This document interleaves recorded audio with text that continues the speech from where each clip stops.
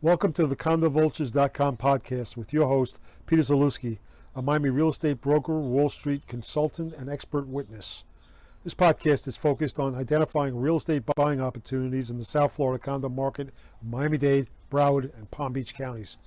The CondoVulturesTV podcast is not authorized by the South Florida real estate industry and will most likely annoy many of the region's talking heads. This podcast will feature straight talk and salty language that could be offensive to some. Please remember that past investment success does not determine future gains, especially in South Florida's volatile condo market. For more information, please visit CondoVultures.com.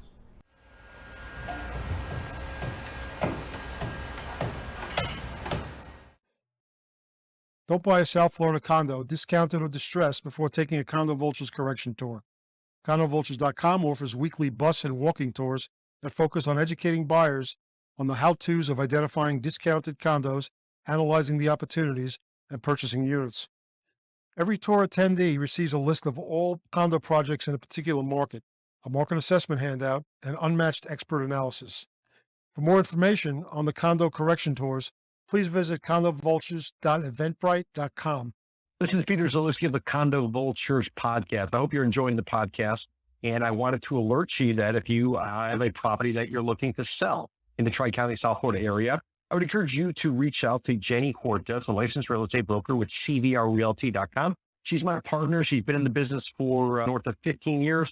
More importantly, she knows the market. She knows how to get a deal done. And she also realizes that it's more important to get a price that you can accept and sell the property rather than to hold firm on some price that's never going to be achieved and ultimately languish on the market. So if you're looking to do a deal that you want a skilled expert who can help you sell a property, reach out to Jenny Cortez at 305-865-5859, 305-865-5859, or visit her website, CVRRealty.com.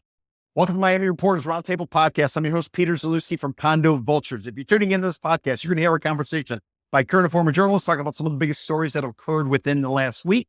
We will discuss 6 stories that I handpicked. I sent them off to the journalists, 2 stories per journalist. I have 3 other journalists on the panel with me, and I'm going to ask them to go ahead and cut through some of the fluff out there and give us straight talk as to what's going on. Who is our target market? Well, we're a podcast for developers, for lenders, for investors, for buyers, for sellers, and even for gadflies. So anybody out there is looking for some cocktail conversation. Next time you're out there schmoozing, who knows, maybe you'll pick up something from our podcast. So let's go ahead and let's introduce the members of the podcast this particular week. We have a gentleman who was a journalist for over 25 years. Right now, he's a public relations and marketing firm in Miami. Name of the company is Gruss Communications. It's no one else but John Gruss. If you want to check out his website, go to GrussPR.com, GRUSSPR.com. And also, too, you can get him on X, which is formerly Twitter. Get him at John Gruss, JDANGRUSS. What's going on, John? Hey, Peter. Good to be back.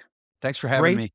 Great to have you back, Sean. Looking for some interesting insight. You got some, we're going to be talking about some kind of stuffy information today with you, but hopefully you can cut through it and make it nice and simple for the audience. Who else do we have on the podcast this week? We have a gentleman who's a journalist for over 20 years. He wrote about white collar crime. He did business stories. He also did restaurant reviews. Now he has his own public relations marketing firm. No one else but John Fakler. You want to get a hold of John?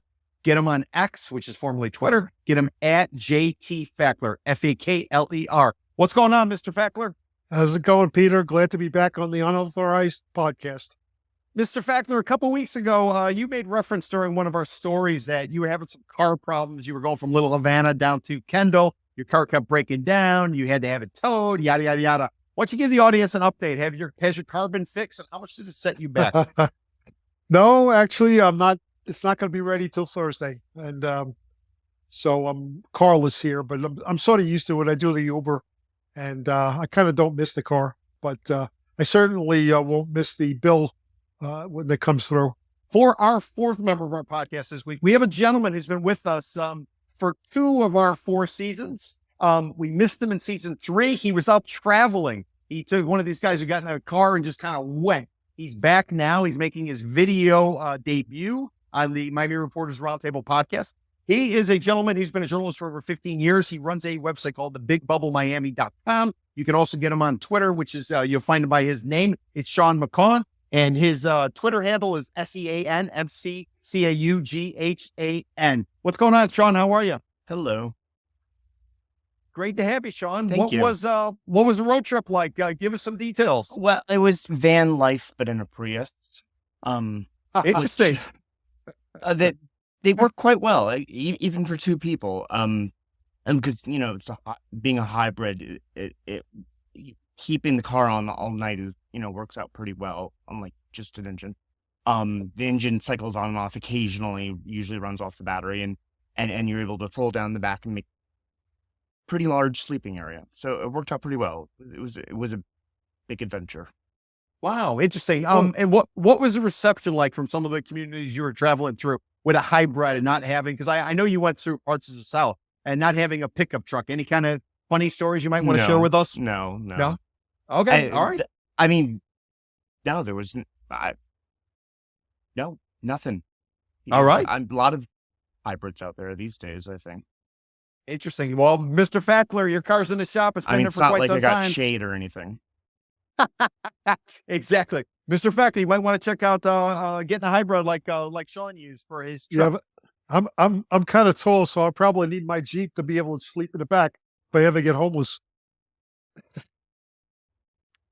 Tune in next episode to see what happens if Mr. Fakler becomes homeless. So all that being said, let me go ahead and give you some rules of engagement for our podcast. So rule number one, if anybody has any comments out there, anybody in the audience, you can be watching us, you can be listening to us on Spotify or Apple Podcasts or any of the other ones. You can also get us on YouTube. If you have any comments for us, if you don't want to actually leave them on the post wherever you listen to your podcast, you can send us a message on X, which is formerly Twitter. Get us at Miami RRP, at Miami RRP. It stands for Miami Reporters Roundtable Podcast. It is not AARP, which is for those people who are over a certain age. It is Miami RRP. So that's an easy way to remember it. Another point I want to mention to you too, if you want to support the podcast, we're now selling merchandise. We have everything from coffee mugs to t-shirts to welcome mats outside of your door. We even have a shower curtain. John, check this out. We made a shower curtain you can put up, and we're taking the images of some of our superheroes, which are journalists, just like Marvel has its superheroes. We look at the journalists who cut through this as our superheroes. But you can actually get a shower curtain with Mr. Fakler on it, Sean. Has anybody ordered one yet? I'm serious. I'm legitimately curious. You know what? I will get back to the audience on the next podcast and let you know. I haven't really checked it out. We're not making a lot of money on this type of stuff, but we just put it up to sort of, create the community, if you will. Right. We have t-shirts, we have all that type of stuff, but I will get back to the audience on the next podcast about that. If you want to check it out, any of the merch that we have, go over to CondoVultures.com. You'll see a merch category and simply click on that. So those are the two things I want to mention to the audience. So let's go ahead and get started. What I'm going to do is I'm going to go to a journalist. I'm going to read a headline. I'm going to read a couple graphs, and I'm going to ask them the comment. So for story number one, we're going to go to John Gruss. John, this is a piece coming out of CNBC. I will read you the headline. I'll read you the first couple graphs. Then I want you to comment. Here we go. Headline: the 30-year fixed mortgage rate just hit 8% for the first time since 2000 as Treasury yields soar. And CNBC does key points, 3 key points for its stories. I'll read this to you, John. The average rate on popular 30-year fixed rate mortgage hit 8% Wednesday morning. Point number 2, yields on U.S. Treasuries are soaring. Point number 3, higher mortgage rates caused applications to plummet. John Gruss, you used to write about banking. Some of your clients in your public relations marketing firm are related to the finance industry, the real estate industry. Why don't you give us some perspective? How significant is 8%? Keeping in mind, and I did some real basic research, back in 2021, mortgage rates were coming in about 3%. At the end of 2022, coming in at 5%. Now they're coming in at 8%. What say you, John Gruss? Yeah, well, the thing is that people have been trying to sell real estate in the last couple of years. Realtors have been telling us, buy the house at this elevated rate, and rates are going to come down. And lo and behold, they keep going up. So, the promise of lower rates is so far has been an illusion. And certainly if you bought into the adjustable rate mortgages, thinking that rates were going to fall, you're going to be in for a pretty weird surprise. The fact is, no one really knows where rates are going, and 8% is sort of, there's nothing magical about it. It's higher than 7%, and it's higher than 6%. Can they go higher? Of course they can. I mean, I don't think anybody knows, and I think unfortunately, the real estate industry has been selling us this idea that mortgage rates somehow are going to be falling next year or the year after, and we just have to hang on. But I don't think anybody truly knows. And people who bought in thinking that rates were going to fall, in the near future are probably going to be disillusioned. Now, John, in the story, it talks about how as rates go up, applications are plummeting. Is there a certain, or have you ever written about, or have you ever spoken to anybody where there's like a tipping point, law of diminishing returns, John Gruss, any number to keep an eye on? Once it hits a certain point, you're likely to see a whole bunch of would-be buyers kind of peel off and scurry, kind of like when you turn the lights on and all the roaches go flying.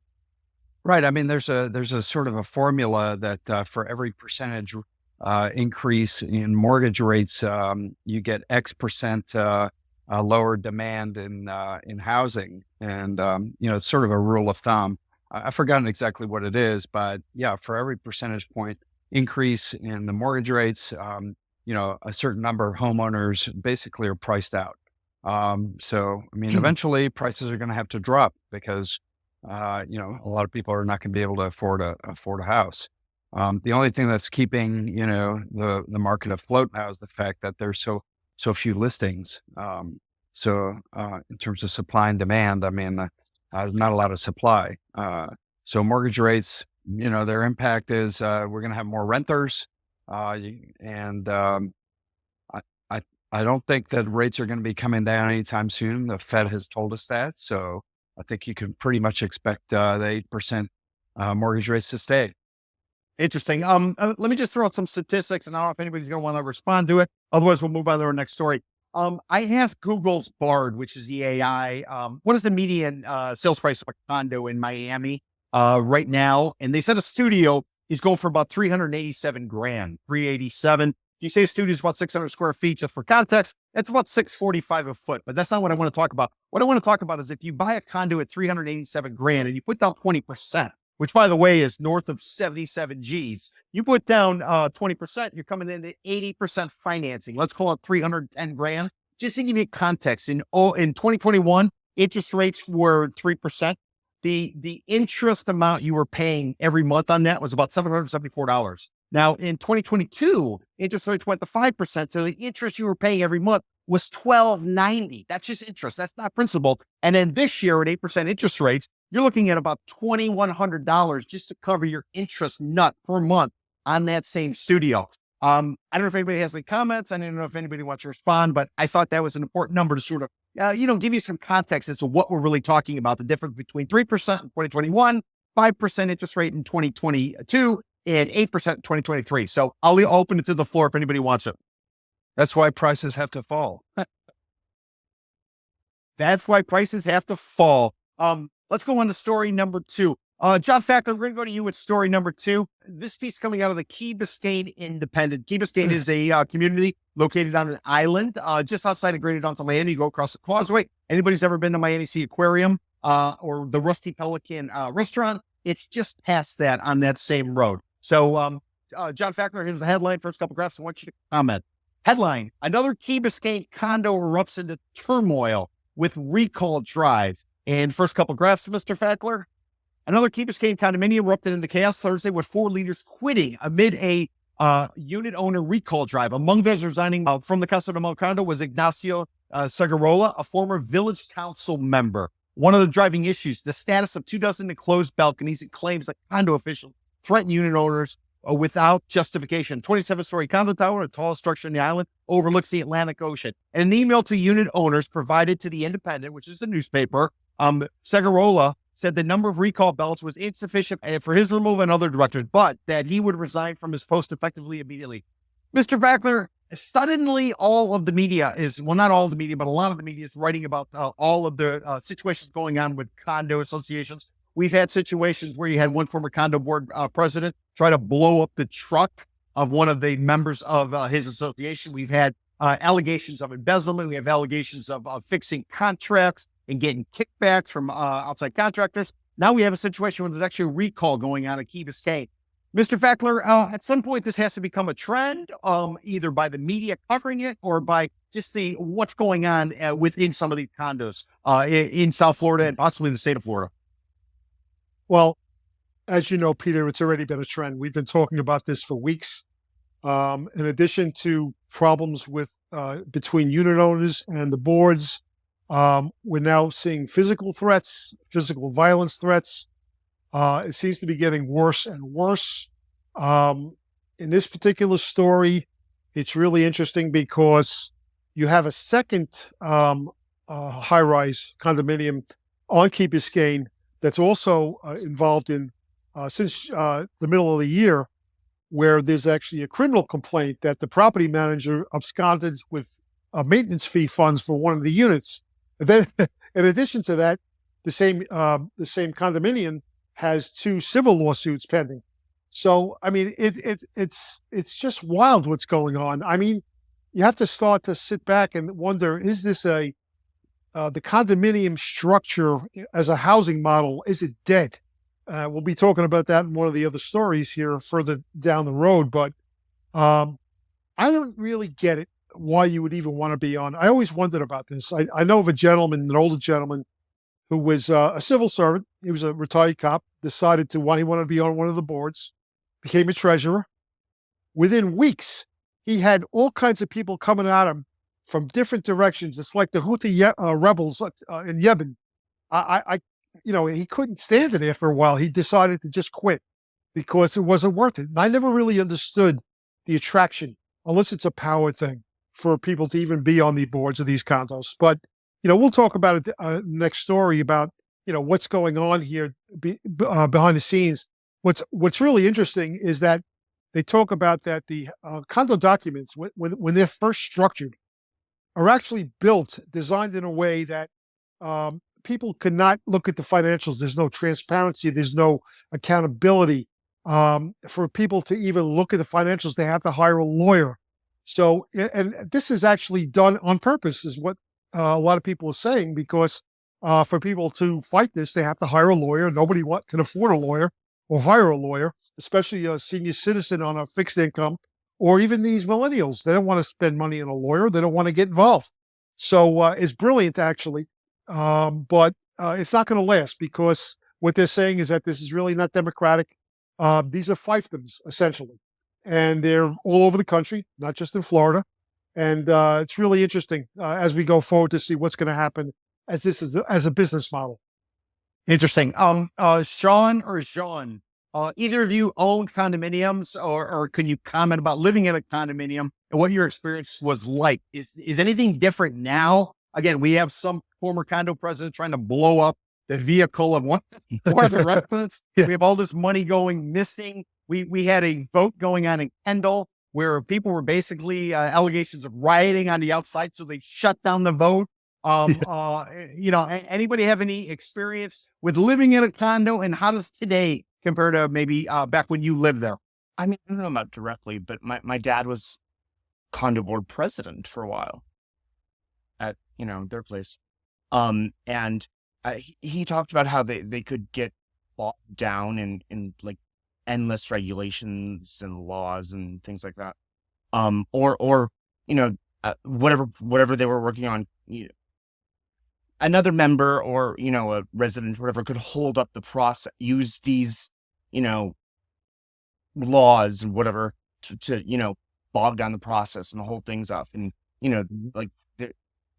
and he actually really, COVID was mostly a bad thing, but for him, the silver lining was, and he really liked this, that the condo board meetings went over the phone.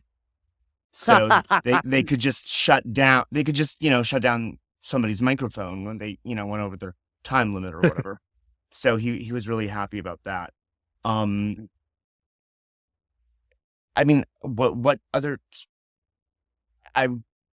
There's a ton of red tape. So, if the condo structure's fiefdom system survives, maybe a streamlining of, rules and regulations.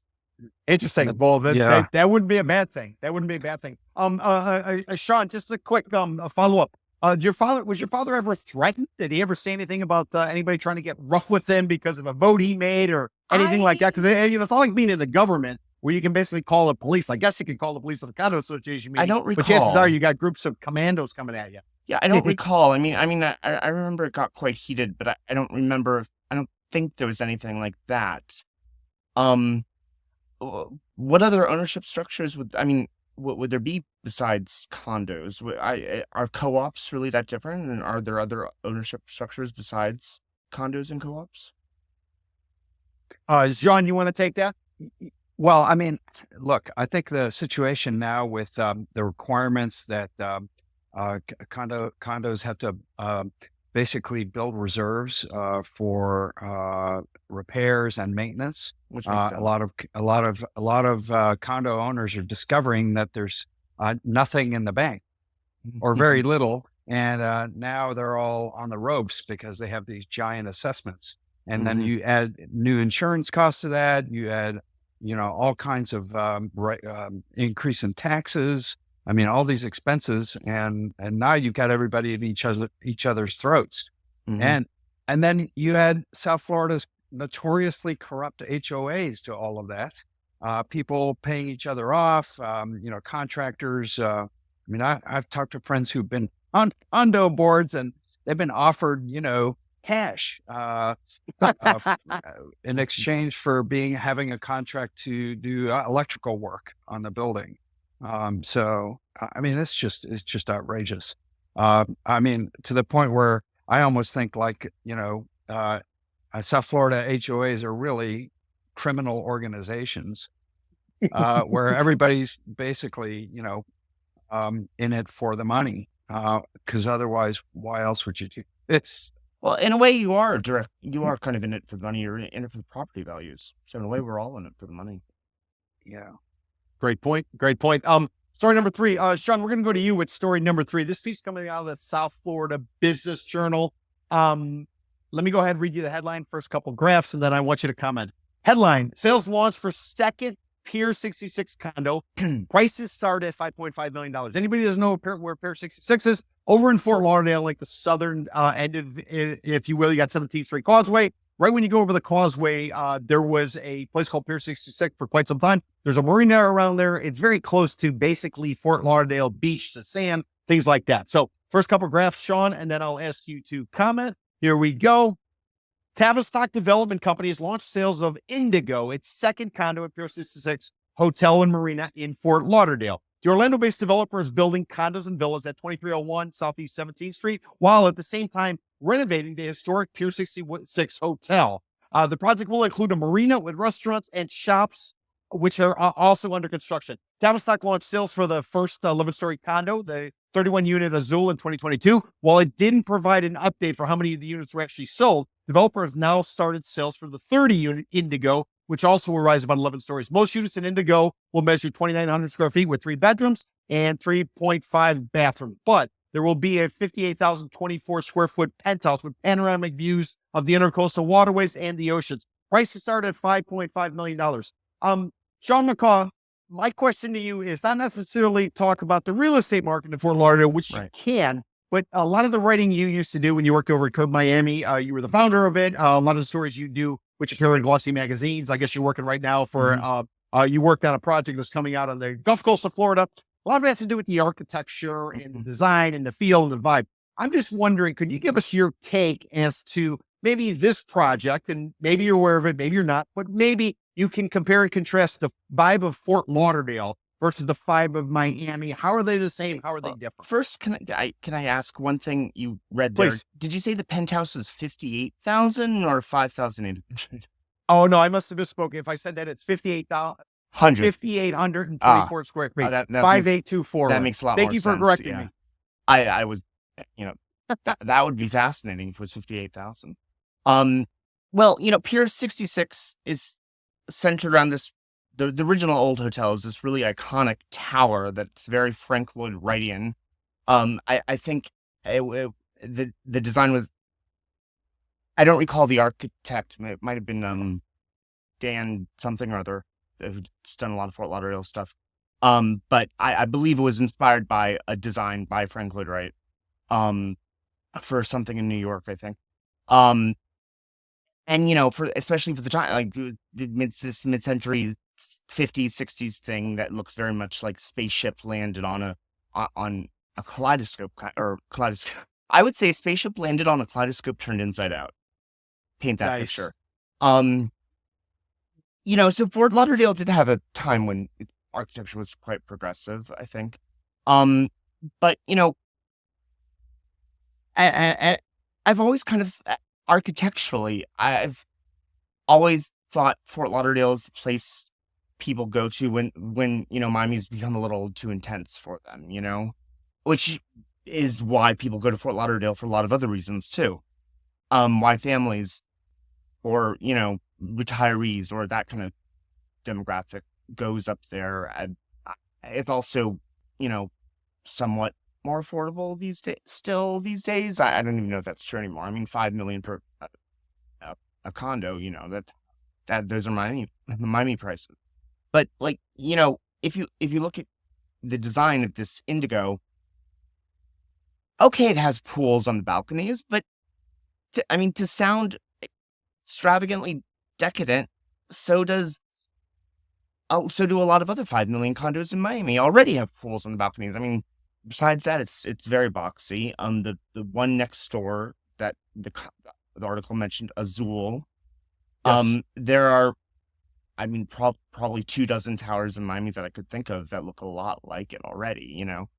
Very much has that Architectonica look. I don't know if it was designed by Architectonica. I tried to look up the architect of the Azul. I couldn't find it, but it's probably the same architect as Indigo, which is some random firm in Palm Beach that I hadn't heard of. But it's and to be a less pushy version of Miami design wise isn't necessarily a thing. Being design forward takes mental brain power sometimes. I mean, some people just like to be rich and happy and not think about it too much. Which is very Fort Lauderdale, I think. Fort Lauderdale also doesn't have nearly as strong of a grasp on historic preservation, which is something that concerns me very much about, hoping that they do preserve the original Pier 66 tower, and bring it back to what it originally was, which was a fantastic design, the original tower part of the original hotel and its tower, like I mentioned earlier. But Fort Lauderdale doesn't have historic preservation laws, doesn't have, an historic preservation office or anything. So, they could have just torn it down if they wanted to, but luckily the iconic nature of it, encouraged it. Sean, follow-up question for you. Just because you architecture, I don't know anything about architecture. I mostly focus on numbers. So in my mind, when I think of like Spanish Mediterranean design, I'm going to think about like Coral Gables. Yes. If I think of Art Yeah. Deco, I'm going to think about South Beach. Mm-hmm. When you think of Fort Lauderdale, what can you communicate to somebody like me? How is Fort Lauderdale's architecture defined? And for a simpleton like me, Well, it's very mid-century. It's okay. Like the Yankee Clipper Hotel. That's sort of an Okay. abstracted modernist version of a clipper ship, really. Or organic Floridian modernism, which is a very sort of post-war mid-century thing.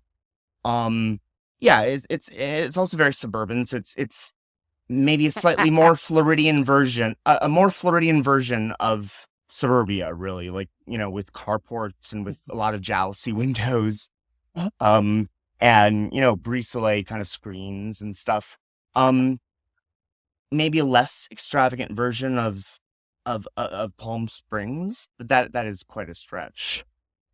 But it's that era that most, I would say, most of Fort Lauderdale's, because the post-war was really where Fort Lauderdale boomed, and originally in that era it was a spring break hotspot. I mean, it was where the boys are from the movie, Where the Boys Are, That's right. which was set in Fort Lauderdale.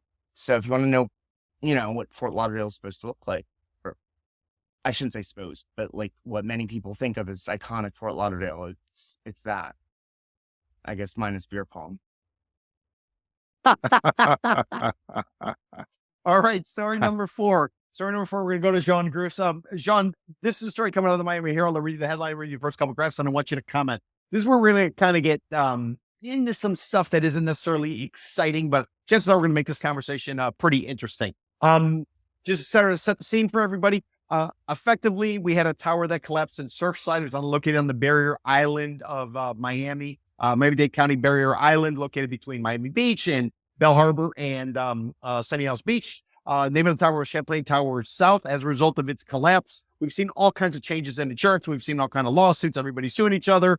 Some of these condominium associations, the older ones, they're being forced to effectively search for new insurance. Individual unit owners have seen their prices spike. So we got a lot of stuff going on with insurance. Some would call it an emergency or possibly even a disaster right now. But that being said, John Gruss, let me read you the headline, first couple graphs, and I want you to comment. Headline, coming out of the Miami Herald. Did lawsuits drive Florida's insurance crisis? The evidence remains thin. First couple graphs. Barbara Glover nearly missed being crushed by an oak tree that fell through her roof during Hurricane Ian last year. As she fled her Tampa home of 35 years, clutching nothing but a duffel bag of clothes, she knew what to do next. She called her insurance company, Universal Property and Casualty, and she waited for them to make her whole. After months of feeling joked around by the company and seeing her home condemned by the city, she took her case to court in February. Glover became one of 4,571 people, about 15 per day, to sue Universal this year. The property insurance premiums rose to become a full-blown crisis for Floridians in recent years. Primary response by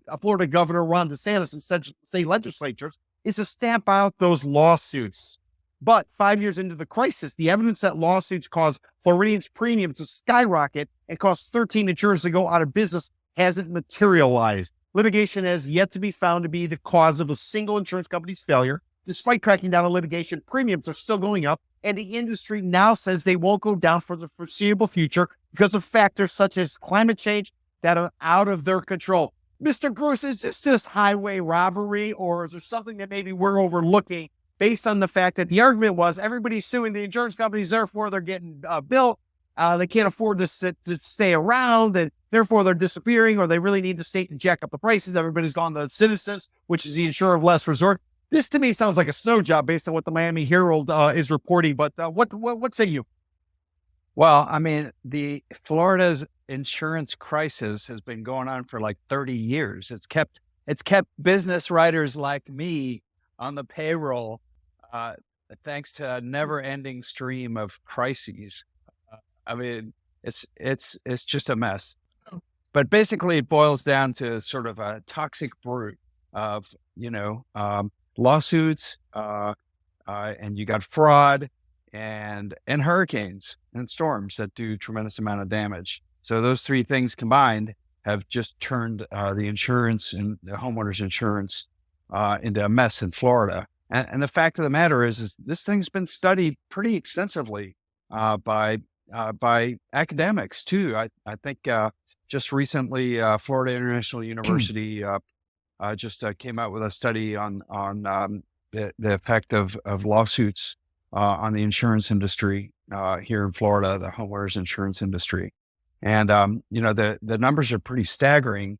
I mean, even though, something like 79% of the homeowners insurance lawsuits emanate from Florida. So, I mean, this is like a huge problem for the industry. You have a bunch of undercapitalized small companies because the state has wanted to offload Citizens policies, Citizens being the state's insurer last resort.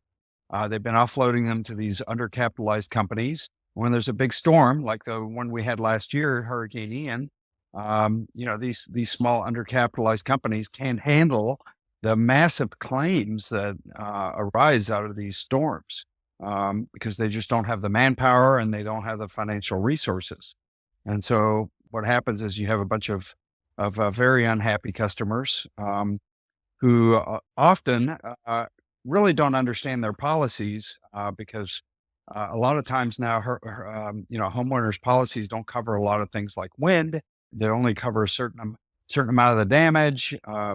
You add in construction costs that now have gone through the roof, literally. Right.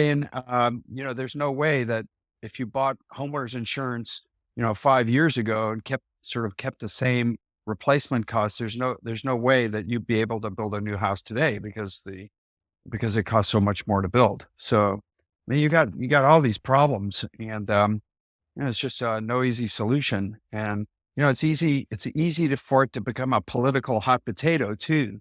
Clearly the Republican dominated state legislature has it out for the trial bar, the lawyers, and they've turned it into a political mission to basically shut that business down.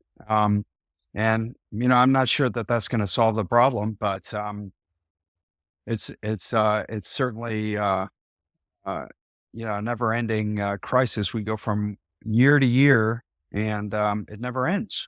And so anyway, we'll be writing about it and talking about it forever. It's Mr. Gruss, and the rest of the roundtable. We don't have state income tax in Florida. And as a result of that, a lot of the money that goes into the coffers to run governments, to run the schools, to run the cities. So both on a county, on a school level, and on a city level, and even the state, a lot of it comes from real estate transactions, real estate valuations. Do you think if we had state income tax, lo and behold, you wouldn't have so much pressure to keep the real estate carnival going on and on and on? Because if real estate slows down, all of a sudden the revenue slow down, and therefore a lot of these entities aren't going to be able to do and run and operate with the budgets they currently have. Any thoughts to that? The business of Florida is real estate. So yeah, clearly, that's why we have tourism, is to bring people here to buy real estate. That's why we spend so much on tourism. So yeah, I mean, who's taxing whom is really it's. I mean, I don't know that there's like a clear answer to that, but certainly keeping the real estate business afloat is a key to Florida's economy, and basically fixing the insurance.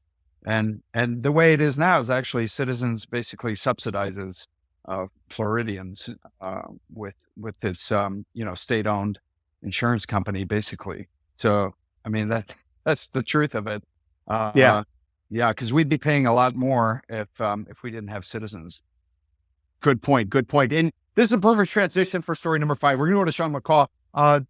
Sean, this story is coming out of NBC Sticks. Miami. It's the NBC affiliate down here in South Florida. I'm going to read you the headline. I'm going to read you the first couple graphs, and I want you to comment. It's a perfect transition from what we just talked about, how the insurance prices that the state is dealing with, a lot of it's being paid for by individuals who basically have their condos, who are coming down here for tourism, but ultimately they end up buying real estate. So here we go. Headline, first couple graphs. Miami is the second highest vacancy rate in the nation, but you still won't find a place to live. Subhead. A new study shows Miami has a lot of empty homes, but not necessarily all are available. First couple graphs, here we go. Miami is the metropolitan area with the second highest vacancy rate in the nation, according to a new study by online lending marketplace LendingTree. Miami recorded a 12.675% vacancy rate out of 2.6 million homes, only behind New Orleans at 13.88%. The national average for the 50 largest metro areas included in the study was 7.22%. LendingTree used the latest data from the U.S. Census Bureau American Community Survey to make the list and analyze the reasons why in the area's vacancy rate can be important in understanding the health and character of its real estate market. And here is a quote that came from a senior economist who wrote the report. His name is Jacob Channel. He says, so there are a lot of reasons why Miami has a high vacancy rate, but a really big one stems from the fact that it's a really popular place for second homes. Sean, why don't you give us some comments? You're born and raised in Miami. You've been around a long time. You've probably seen an evolution of Miami, the tourism, how it was, how it used to be, how it is now. So what say you? I mean, I would, I guess, agree with all that. I don't have too much to add. As a resident, I mean, so many of the people that I know and so many people that I grew up with also grew up here and also live here now. I guess in some ways I'm kind of segregated like that, which, is it's sort of a horrible thing to think. But I don't know a ton of season. I mean, well, I definitely know seasonal people, of course, and so I would just say it makes a lot of sense. I wouldn't be able to speak to whether it's increased or decreased. I mean, Florida's always been South Florida, all of Florida, I guess, has always been very seasonal. Although the season, grows a little bit each year. Now, I would say the season is probably 2/3 of the year. Whereas, when Miami was founded, the season was from like New Year's Day to like a month and a half late. Washington's birthday, which was the old name for President's Day. Yes. When Palm Beach was in its early heyday, that they had a big Washington's birthday ball, then everybody left. So much so that the hotels all closed for the rest of the year. The other 9, 10, 11 months, and then everybody came back. And it evolved from people staying in a hotel for a couple weeks or maybe the season to renting a place for the season.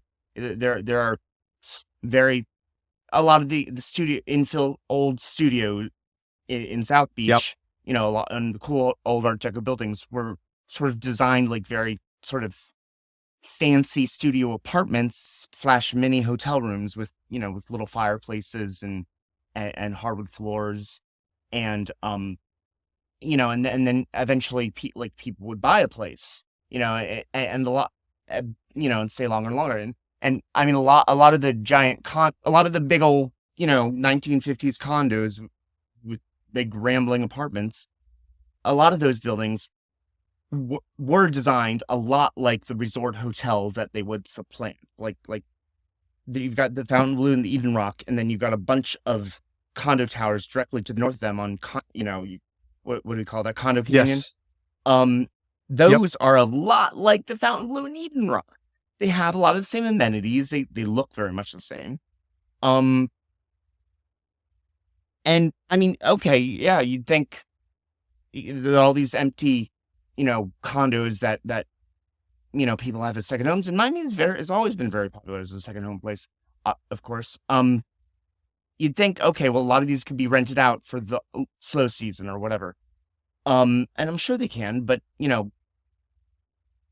Airbnb requires managing, and renting something out like for a half a year or whatever, that requires managing to a certain extent as well. And for a lot, and every millionaire in the world wants a condo in Miami. Sort of like one of the standard trappings of wealth these days. Whether you, not that I would know, but so I've read. So I think it makes sense that a lot of these places sit empty. And Sean, well, let me throw out to you, during the pandemic, state of Florida took a very open approach to masks. So a lot of states had lockdown. You basically could go anywhere. You had to wear masks everywhere you went. Blah, blah, blah, blah. State of Florida said, come on down. We'll deal with it, if you will. And we got a lot of people who decided to move to Florida and ultimately ended up jacking up the prices of rent, of real estate, a variety of different things. Now there's some movement. Yeah, there's some talk people about leave some of these individuals afterward. Yeah. Yeah. Some of these people are moving Yeah. back. I just wonder, do you see anything? Have you heard anything from the people about what kind of, is it shaking out? Is there going to be any kind of pullback, this strong demand for real estate? Has anybody ever said anything to you? I don't know. Interesting. Mr. Fakler, looking at this story, there's a quote that comes from the same economist that says, so if you look at the total number of vacant units in Miami, more than half of them sit empty because they're only used part of the year. Mr. Fakler, what about you? You got to South Florida in the 1980s. How have you seen it change in terms of those would-be snowbirds who came down here, like Sean said, maybe not January, but they came down for Thanksgiving in November, and then they left in and around April or so. Has it changed much for you, Mr. Fakler? And maybe you can relate it to traffic. How much traffic is there now year-round versus what it used to be? There's always been a traffic issue, but I think the issue now is we're seeing more traffic just because of the high volume of units coming online, both rental and condo units. So I think that's going to be an issue going forward is, how to deal with that increasing traffic. There's actually been a study about businesses losing money because trucks are stuck on the road because they can't get anywhere in the time they're supposed to get. So it's not just, commuters that are suffering, it's businesses that are suffering as well. So, yeah. All right. So follow up to that, Mr. Fakler or Sean or Jean.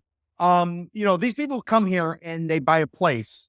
Now in Florida, if you declare a homestead, if you're a primary resident, you get to declare a homestead and therefore you get some tax advantages. If you do not declare a homestead and you have a home, it's a second property, the real estate taxes will basically float with valuations. So if you live in Florida and you're a resident and you so-called homestead it, you're locked in as to how much your property taxes can go up.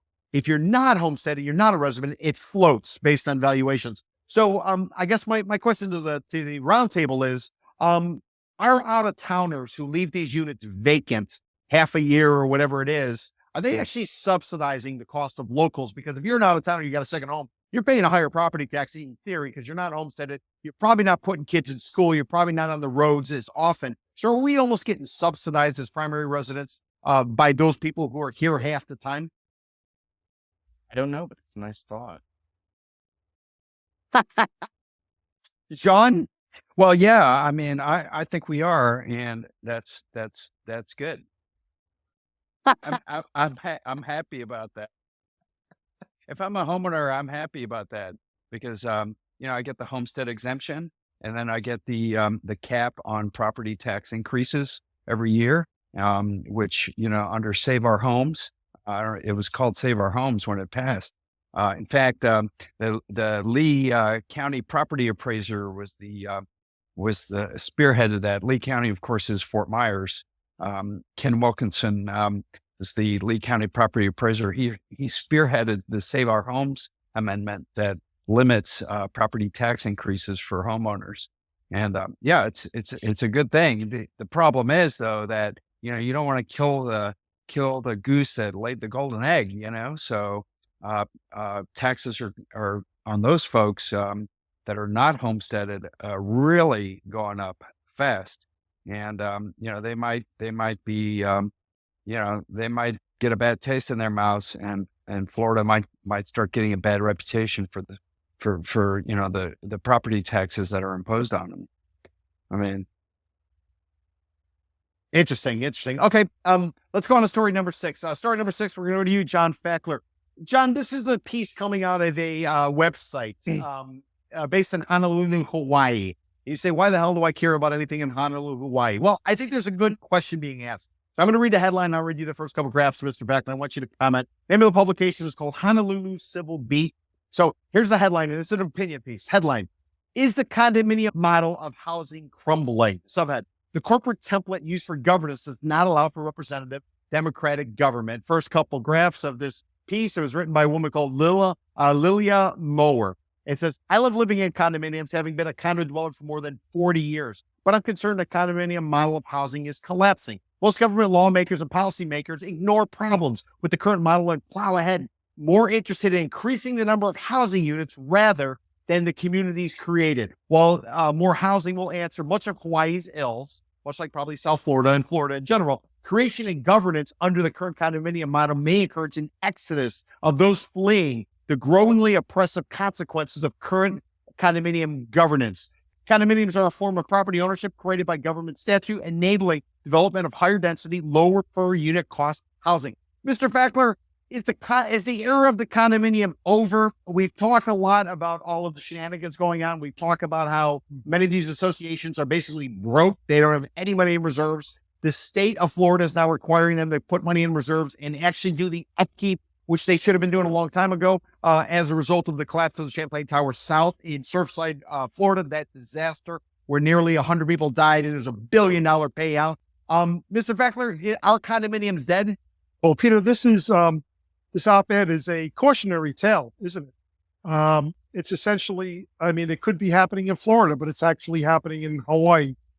The author points out that there's a shortage of housing in Hawaii. So it's a real issue. It's a real problem. she is forecasting that condo unit owners will be fleeing in mass because of this issue. There's a lack of clarity. We talked about this before. There's a lack of any kind of accountability. And, people have to hire lawyers if they want to find out any kind of information about the condos. She brings up the point that this is the way they were structured all along, and that's why condos as a housing model is doomed to fail. So when I say cautionary tale, it's for everywhere, not just in Hawaii, but also Florida. And again, both states are vacation spots. I don't know if that's got any issue, or if other states are also dealing with this issue, New York, etc. But yeah, it's a real problem going forward to see if these will last as a model, as a housing model. No, Mr. Fakler, let me read the last graph of her commentary. Again, it appeared in the Honolulu Civil Beat. Last graph is, for one who loves condo living, reform is necessary to ensure that existing communities remain viable with enforceable laws that protect the physical and financial health and safety of members and their property. Right. Mr. Fakler, law enforcement down here in South Florida, I've had some situations. I had a situation during the Great Recession. Some attorney went on the lam, hit the title insurance fund, owed me for like 15 G's and disappeared. So I called up the Broward County, I think it was Broward County sheriff, and I tried to report it in the economic crimes unit, which is probably where many of these condominiums would fall into. And they said my $15,000 that the guy basically took out of this trust fund and fled with, nothing they could do. It was too low of a dollar amount. I'm wondering, Mr. Fakler, does law enforcement have the time and the willingness to go ahead and chase down every single one of these allegations that are made? And if they don't, is that contributing maybe to kind of what we're experiencing right now, where some people are getting physical, some people are even trying to blow up neighbors' vehicles? That's a great point, because the sheer volume makes it difficult for them to keep up with all the incidences. But I think there might be another issue at play, and that's the politics. I mean, this is real estate is the business of South Florida. And you have to wonder how much initiative by government officials is being shown to take care of this problem. Ultimately, I think there's a lot of where they don't want to get involved. They just want to let the business play out. It's a business in their mind. So they're not really equating it with criminal activity. It's a civil issue. And they figured, okay, let it play out in the courts. Let it play out with the lawyers. And that's kind of where we're getting back to the original point, is that the lawyers are really controlling the entire situation with these condo associations, because that's the way these condo documents were built, that they have to go through the lawyer to do anything, even if there's any kind of minor change. So, and people don't want to have to pay for the lawyers. So, yeah, I think there's the sheer volume of these incidences is overwhelming, especially for law enforcement, but also for the governments themselves. Interesting. And Sean, you asked the question, what's the alternative for condominiums? Is there a different model that would actually work? Is there some alternative? Is it the way of the co-op, which was a predecessor to the condominium and basically was left behind in the 1960s when Florida put in place this condominium law? Or is there a different type of structure that maybe the state of Florida ought to be looking at, or residents ought to be looking at? Or do we basically got to try to perfect what we already have on the books and what's already in place? Yeah, I think financial transparency would go a long way. In other words, I think every condo building's finances should be a public record. Anyone should be able to get access to the financial records of a condo building. That way, buyers are fully aware of what they're buying into, and then people can certainly analyze one building and against others to see like how healthy they are. I mean, I think there would be a lot of sort of self-policing if all these financial documents were available. And as they stand now, they're not a public record at all. In fact, you and I, Peter, have had this discussion before where, wouldn't it be great if there was a service that you could just tap into to find out exactly, what the costs are and how they're managed and who's on the board and how much they spend and how much they have in reserves.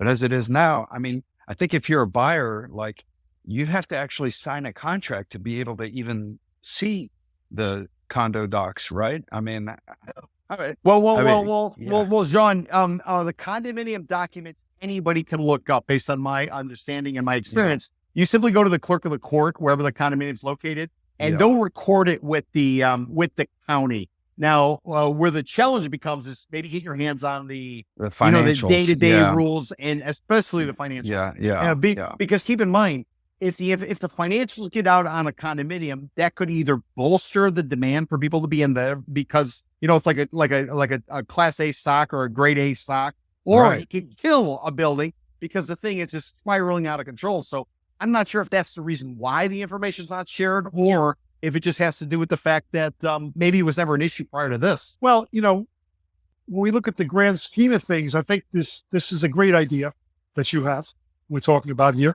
It makes the most sense. However, implementing it is going to be so difficult because of the lawyers, the changes to the original condo docs, all that stuff is standing in the way of any major changes, and that's a shame. That's a very interesting point, Mr. Fakler. Okay, guys, that's the end of our podcast. I want to thank everybody for participating. I want to thank John Gruss. John was a journalist for over 25 years. Right now, he's a public relations and marketing firm called Gruss Communications. Check out his website, GrussPR.com, GRUSSPR.com. You can get him on X, which is formerly Twitter. Get him at John Gruss, JeanGruss. Want to thank Mr. Fakler. John Fakler was a journalist for over 20 years. Wrote about white-collar crime. He did business stories, also did restaurant reviews. Mr. Fakler right now does public relations and marketing. If you want to get a hold of him, get him on X, which is formerly Twitter. Get him at JT Fakler, Fakler. And I want to thank Sean McCaughan. Thanks for coming back, Sean. You're now on video before we had you on audio. It's great to have you back. Everybody should check out your website, thebigbubblemiami.com, and watch for some of the pieces that he's working on and has done. If you want to get a hold of Sean, get him on X, which is formerly Twitter. And I'm going to spell his name for you, SeanMcCaughan.